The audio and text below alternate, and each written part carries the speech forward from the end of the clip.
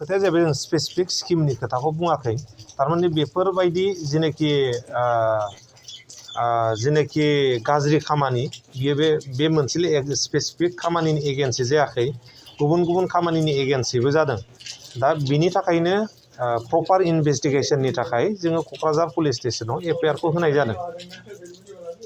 illegal खामानिया जोंनि जायगायाव जानो मोना ना लिंकबो थानो हागौ कि जेब्ला तदन्तआ जागोन जेब्ला इनभेस्टिगेशना जाजोबगोन अब्ला गासिबो ओंखारजोबगोन नङा होमबा खिन्थु जायनाखि बे इलिगेल खामानिखौ मावदों जायनिखि जेखि लिंकआनो जाया मानो बे हमजानांगोन आरो नख्लिखौथ' फैसाखौबो बानायो सरकारि राइटिं पेडखौ बानायिनि खोथा गैया 2 number मावग्राया 2 number मावखागोन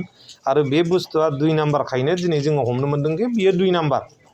सिगनेचाराबो 2 number writing पेडआबो 2 number बिनि थाखायनो जों दिनै एफआइआर होनांगौ जानानै फैदों नङा होमबा फैसाखौथ' बिदि बख'नानै लानानै थाङाखै अफिसियेलि जोङो बिराद मा होनो बेखौ नोजोर लाखिबाय थादों अफिसनिफ्राय फैसा बख'नानै लांनो हायाखै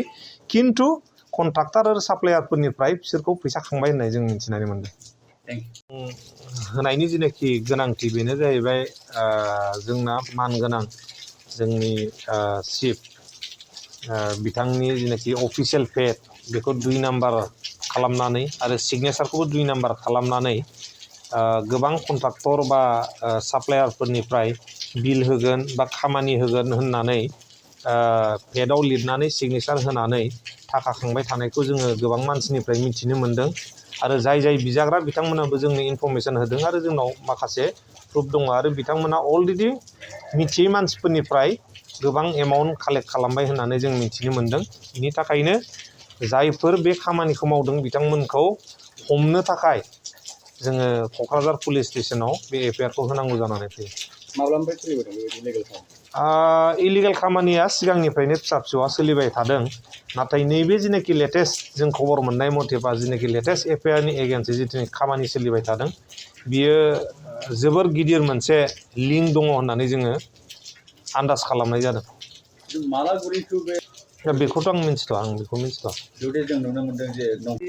with due permission from honorable CM এইটো এফআইআৰটো দিয়া হৈছে একচুৱেলি কিছুমান দুষ্ট চক্ৰই তাৰমানে আমাৰ অনাৰেবল CMৰ ভুৱা পেড ইউজ কৰি ভুৱা চিগনেচাৰ ইউজ কৰি কিছুমান মানুহ লোকৰ পৰা কণ্ট্ৰাক্টৰ বা ছাপ্লায়াৰবিলাকৰ পৰা পইচা তুলি আছে বুলি আমি গম পাইছোঁ আৰু কিছুমান প্ৰুফো আছে আমাৰ হাতত তাৰ কাৰণে যাহাতে এইবোৰ ইলিগেল কাম আমাৰ সমাজত নহয় কণ্ট্ৰাক্টৰবিলাকে ছাপ্লায়াৰবিলাকে হাৰাশাস্তি নাপায় তাৰ কাৰণে আমি দোষীক এৰেষ্ট কৰাৰ কাৰণে আমি কোকৰাঝাৰ থানাত পুলিচ ষ্টেচনত এফআইআৰ দিছোঁ এইবোৰ ইলিগেল কামৰ ওপৰত নজৰ আমাৰ আগৰ পৰাই আছে আমি চাই আছোঁ কোনে কি দুষ্ট চক্ৰই কি কাম কৰি আছে তো আমি আগতো আমি এটা দুটা এফআইআৰ দিছে কিন্তু এইটো অলপ মাইনৰ আছিলে কিন্তু এইটো যিটো এতিয়া লেটেষ্ট এফআইআৰ এইটো যিটো ইয়াৰ লগত যোনবোৰ জড়িত আছে এইটো বহুত ডাঙৰ দুষ্ট চক্ৰ ইতিমধ্যে বহুত পইচা কালেক্ট কৰিছে বুলি তুলিছে বুলি আমাৰ হাতত তথ্য আছে তাৰ কাৰণে আমি এইটো চিৰিয়াছলি লৈছোঁ কিমান ক্ৰ'ৰ হ'ব পাৰে না লাখ একজাক্ট ফিগাৰটো এতিয়া ক'ব নোৱাৰে কিন্তু বহুত কিছু কালেক্ট কৰিছে বুলি আমাৰ হাতত তথ্য আছে আমি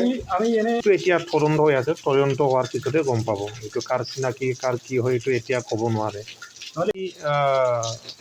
এটা নকলিটো বনাব পাৰে বনাব নোৱাৰা নহয় এটা প্ৰেছত গৈ কিনি ৰাইটিং পেডটো বনাই ল'লে হ'ল ডিজাইন ল'লে হ'ল তেনেকুৱাটো কৰিব পাৰে নোৱাৰা নহয় যোনে 2 নাম্বাৰ কৰাবিলাকতো কৰিবই কিবা এটা কৰি পিনি আৰু চিগনেচাৰ চাই পিনি 2 নাম্বাৰ মাৰিব কিন্তু 2 নাম্বাৰ আমি গম পাইছোঁ তাৰ কাৰণেহে এইটো এফআইআৰটো দিয়া হৈছে আমি কিছুমান চেনেলৰ পৰা চেনেল মানে মিডিয়া চেনেল নহয় কিছুমান মানুহৰ পৰা আমি এইটো কালেক্ট কৰিছোঁ যোনবোৰ ডিমাণ্ড কৰিছে যাৰ পৰা ডিমাণ্ড কৰিছে সিহঁতৰ পৰা আমি এইটো পেডটো পাইছোঁ